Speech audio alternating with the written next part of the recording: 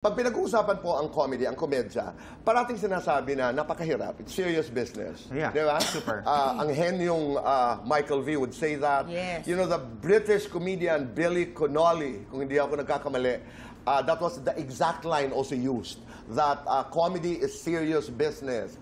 Robin Williams used to talk about napakahirap at seryoso ang comedy. How easy, how difficult is it for you? Napakahirap kasi iba-ibang personality ng mga tao. Lalo na pag umakyat ka sa entablado.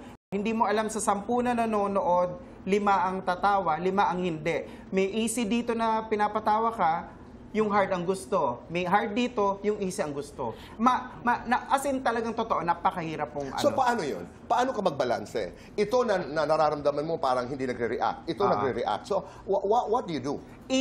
Ano mo yan? I-mix mo yung, kunyari, kung yung sa script mo, kung sa sinasabi mo, pag mimixin mo, kasi may mga may tinatawag kaming, lalo na pag may corporate na mga minsan yung ang mga nanonood, may chandelier ang tenga. Yung mga ganito umawak na kutsara tinidor, Oo, yung may mga chandelier ang tenga. Nakaganyan din ako. Oo, ganyan talaga. Parang ang hirap patawanin. Okay. Pero may mga ganun, lalo na yung mga mayayaman, yung... Pero tawang-tawa na sila. Paano ang tawa? Paano ang tawa? Paano ang tawa? Yan. Ang gagawin, kuya, bubuksan yung kanilang mamahaling bag, yung mga mamahaling bag, bubuksan doon sila. Yun. Gaganon.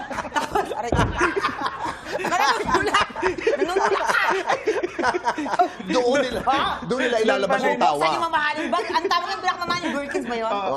Mga ganun.